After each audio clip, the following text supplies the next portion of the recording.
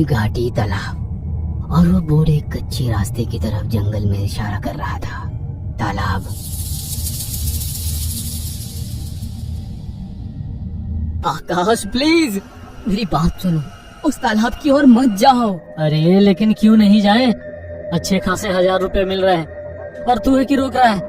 ऐसा क्या है वहाँ जो तू हमें रोक रहा है? वहाँ पर हमारी मौत है जो हमारा इंतजार कर रही है। मैं आगे बोलने ही वाला था कि तभी विकास ने मेरे हाथ को पकड़ लिया और मुझे खींचकर तालाब की ओर ले जाने लगा। एक कच्चा रास्ता हमें उस तालाब के पास ले गया।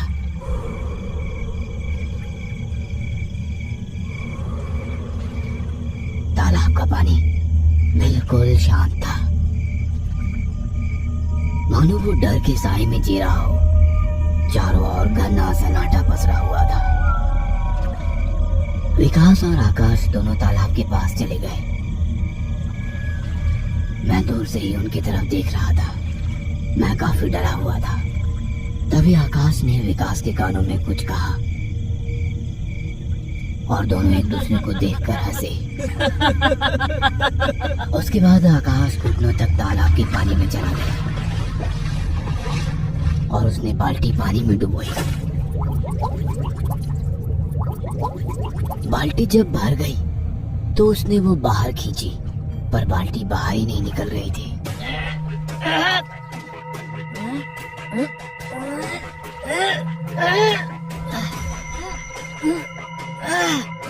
आकाश ने पूरी ताकत लगा दी और बाल्टी बाहर खींचने की कोशिश की, पर फिर भी बाल्टी बाहर ही नहीं निकल रही थी। तंग आकर उसने वो बाल्टी पानी में ही छोड़ दी और वो विकास से बोला, भाई ऐसा लग रहा है कि कोई पानी में बाल्टी खींच रहा है। विकास ने चौंकते हुए आकाश से कहा। यह सुनकर मैं बहुत ज्यादा डर गया था। मैं उन दोनों को वहां से निकलने के लिए कह रहा था, लेकिन वो दोनों मेरी बात ही नहीं सुन रहे थे, क्योंकि उन्हें तो सिर्फ 3000 रुपयों की पड़ी थी। एक बार फिर से कोशिश कर, विकास ने आकाश से कहा। जब आकाश पानी में गिरी बाल्टी को पानी में हाथ डालकर डोलने लगा तो वो अचानक से पानी में गिर गया और वो पानी में डूब गया। यह देखकर मैं चिल्लाने लगा, आकाश आकाश। पर विकास मुंह पर हाथ रखकर हंसने लगा। अबे पागल है क्या? शायद आकाश को किसी ने पानी में खींच लिया है। अब वो उसे मार डालेगा। जल्दी से भाग यहाँ से, वरना हम भी मारे जाएंगे। मैंने विकास से कहा। तब विकास मुझसे बोला, अबे ढक्कन, वो सिर्फ तुम्हें डराने के लिए एक्टिंग कर रहा है। लेकिन उसी वक्त हमने देखा कि आकाश तालाब के बीचों बीच पहुंच चुका था। वो चिल्ला रहा था, मदद के लिए हमें पुकार रहा था। बचाओ विकास, मुझे बचाओ, कोई मुझे पानी के अंदर डुबो रहा है। अबे भास्कर, जल्दी से बाहर आ जा। विकास ने हंसते हुए आकाश से कहा, लेकिन फिर भी आकाश जोर जोर से चिल्ला रहा था, बचाओ, मुझे सच में कोई तो पानी के अंदर खींच रहा है। मुझे आकाश की बातों पर विश्वास था, लेकिन मैं खुद की जान जोखिम में डालकर उसे बचाने वाला नहीं था, क्योंकि मैंने एक रात पहले ही उस तालाब में खुद की मौत देखी हुई थी। इसलिए मेरी हिम्मत ही नहीं हो रही थी कि मैं उसे बचाने के लिए तालाब में कूद जाऊं। अबे भाई तू चल यहाँ से, उसे सच में कोई पानी के अंदर खींच रहा है। मैंने विकास से कहा। तभी हमने देखा कि वही लाल आंख वाला और काली कमीज वाला आदमी पानी से बाहर आया।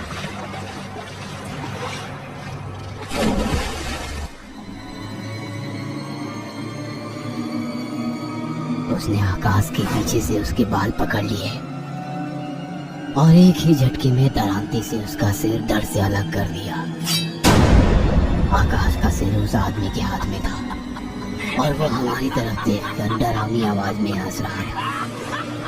आकाश के धड़ से खून की पिचकारियां निकल रही थी। वो भयानक मंजर देखकर मेरे रोंगटे खड़े हो गए। विकास भाग यहाँ से, विकास। मैं जोर से चिल्लाया, लेकिन विकास अपनी जगह पर खड़ा था। वो अपना मुंह खुला रखकर उस आदमी के हाथ में आकाश का सिर देख रहा था। उसका शरीर और चेहरा पसीने से तरबतर हो गया था।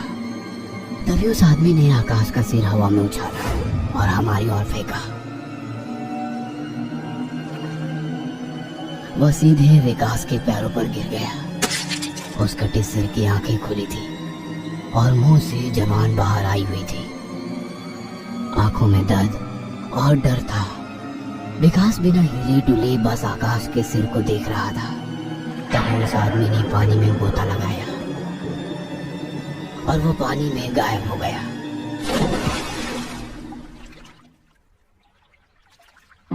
मैं विकास के पास चला गया।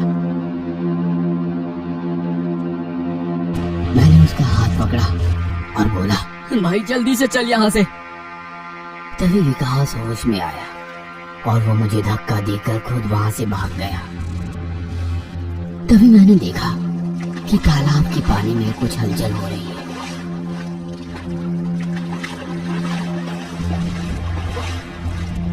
मैं उठकर पानी में उठती तरंगे देखने लगा। तभी अचानक से पानी में से वो आदमी बाहर निकला। उसके हाथ में दरांती थी। उसे देखकर मैं वहां से भागने लगा और वो आदमी हाथ में दरांती लिए मेरे पीछे पीछे भागने लगा।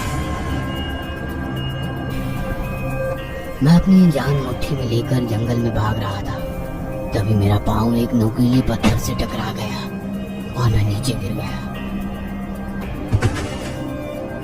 मेरे पैर से खून निकलने लगा।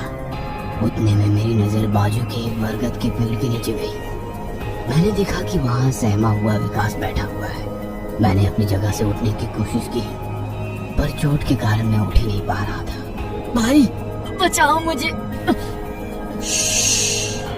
भाग यहाँ से वरना वो मुझे भी ढूंढ लेगा। विकास ने मुझे कहा। उस आदमी का डर उसके चेहरे से साफ साफ झलक रहा था। तभी वो आदमी मेरे पास पहुंच गया।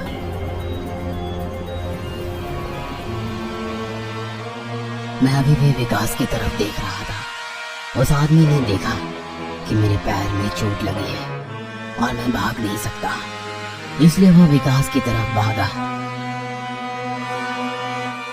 विकास इतना डर गया था कि वह बस एक ही जगह ठहरा हुआ था। उसके पांव कांप रहे थे और उस आदमी को देखकर उसने पैंट में ही पेशाब कर दी।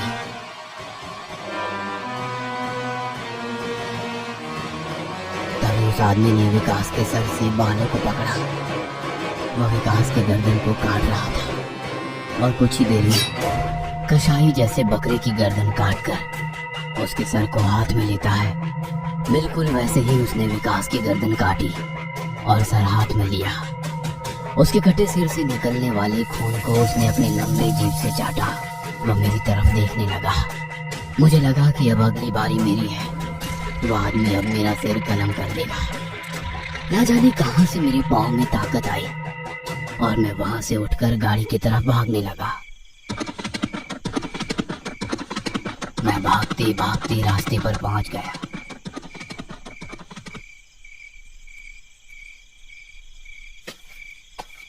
मैं गाड़ी की तरफ गया तो मैंने देखा कि वो एम्बेसडर कार खून से लाल हो चुकी थी और कार के ऊपर टकले चाचा की लाश पड़ी हुई थी, जिससे उसका सिर गायब था। गाड़ी के छत से उसकी आंतें कांच पर लटक रही थी। वह मंजर काफी खौफनाक था। मैंने कार का दरवाजा खोला तो देखा कि ड्राइवर सीट पर उस टकले का सिर पड़ा हुआ है और पूरी सीट उसके खून से भरी हुई है। मैंने वो मंजर देखकर उसी जगह उल्टी कर दी। मैंने उसका सिर उठाकर गाड़ी से बाहर फेंक दिया और मैं गाड़ी में बैठकर वहां से भाग निकला।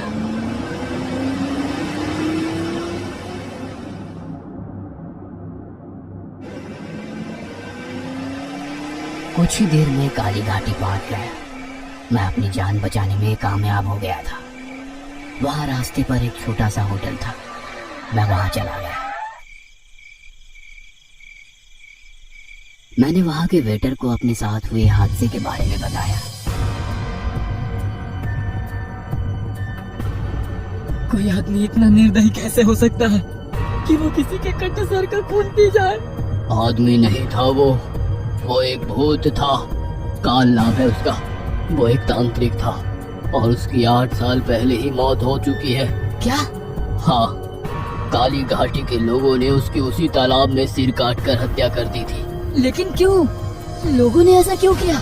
मैंने वेटर से पूछा। तब उस वेटर ने जो मुझे बताया वह सुनकर मैं दंग रह गया। 8 साल पहले काल इसी काली घाटी के जंगलों में आया था। कहाँ से आया था किसी को पता नहीं, लेकिन उसका मकसद साफ था, अमरत्व को प्राप्त करना। इसके लिए काल काली घाटी के लोगों को अगवा करता था और हर अमावस की रात को वो मृत्यु देवता को उनकी बलि चढ़ाता था और बाद में उनकी लाशें पत्थर से बांधकर तालाब में फेंक देता था। लेकिन एक रात शहर के 2 आदमी जंगल में दारू पीने और अयासी करने के लिए जंगल में आए थे। तब उन्होंने देखा कि काल मृत्यु देवता की मूर्ति के सामने एक आदमी की बलि चढ़ा रहा है। उसके बाद शहर के गिने चुने लोग काली घाटी के तालाब में गोता लगाने आए। तब उन्होंने देखा कि तालाब में 2-4 नहीं बल्कि 25 लोगों की लाशें हैं जिनका सर कटा हुआ है। वह सभी आदमी काली घाटी के ही थे और कुछ दिनों से लापता थे। जब ये बात शहर में फैल गई कि एक तांत्रिक ने 25 लोगों की बलि चढ़ाई है, तो मृत लोगों के परिवारजनों ने काल को ढूंढकर अमावस की रात को उसी की बलि मृत्यु देवता को चढ़ाई। काल तो मर गया, लेकिन जाते जाते वो श्राप देकर चला गया कि वो मरने के बाद भी लोगों को चैन से जीने नहीं देगा और जो भी उसे दिखाई देगा वो मृत्यु देवता के नाम पर उसकी बलि चढ़ा देगा और एक दिन अमरत्व प्राप्त कर लेगा। और ठीक वैसे ही हुआ। उसके मौत के बाद रात में जो कोई काली घाटी के तालाब के आसपास भटका, दूसरे दिन उसकी लाशें उसी तालाब में मिली। इसलिए काली घाटी का कोई आदमी रात को तालाब के आसपास नहीं भटकता। लेकिन काल ने मुझे क्यों नहीं मारा?